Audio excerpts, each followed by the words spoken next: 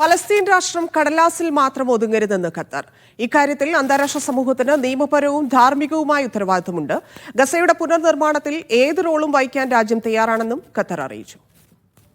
Geneva UN ഓഫീസിൽ നടന്ന മനുഷ്യാവകാശ കൗൺസിൽ സെഷനിൽ സംസാരിക്കവേ കൗൺസിലിലെ ഖത്തറിന്റെ സ്ഥിരം പ്രതിനിധി ഡോക്ടർ ഹിന്ദ് അബ്ദുറഹ്മാൻ അൽ മുഫ്തഹാണ് ഫലസ്തീന്റെ ഭാവിയിൽ രാജ്യത്തിന്റെ നിലപാട് വ്യക്തമാക്കിയത്. ഫലസ്തീൻ അടക്കമുള്ള അറബ് പ്രദേശങ്ങളിൽ ഇസ്രായേൽ നടത്തുന്ന അധിനിവേശം പശ്ചിമേഷ്യയിലെ സമാധാനത്തിനും സുരക്ഷയ്ക്കും ഭീഷണിയാണ്.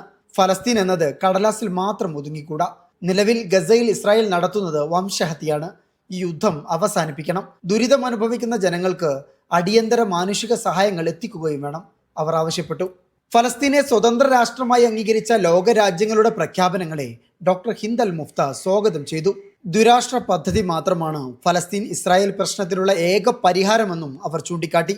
അതേസമയം ഗസയുടെ പുനർനിർമ്മാണത്തിൽ ഏതു പങ്കും വഹിക്കാൻ ഖത്തർ തയ്യാറാണെന്ന് വിദേശകാര്യ വക്താവ് ഡോക്ടർ മാജിദ് അൽ അൻസാരി പറഞ്ഞു. ദോഹയിൽ പ്രതിവാര വാർത്താ സമ്മേളനത്തിൽ സംസാരിക്കുകയായിരുന്നു അദ്ദേഹം. യുദ്ധം അവസാനിപ്പിക്കാനും ഗസയുടെ പുനർനിർമ്മാണത്തിനും എല്ലാവിധ പിന്തുണയും നൽകും. ഇക്കാര്യത്തിൽ US പ്രസിഡന്റ് ഡൊണാൾഡ് ട്രംപ് മുന്നോട്ട് വെച്ച നിർദ്ദേശങ്ങൾ ഉത്തരവാദിത്വത്തോടെ പരിശോധിക്കുമെന്ന് ഹമാസ് ഉറപ്പു നൽകിയിട്ടുണ്ട്. ഇതിന്റെ ഫലം പ്രവചിക്കാൻ സമയമായിട്ടില്ല. വിഷയത്തിൽ ഖത്തറിന് പ്രതീക്ഷയുണ്ടെന്നും മാജിദ് അൽ അൻസാരി വിശദീകരിച്ചു. Media 1 Doha.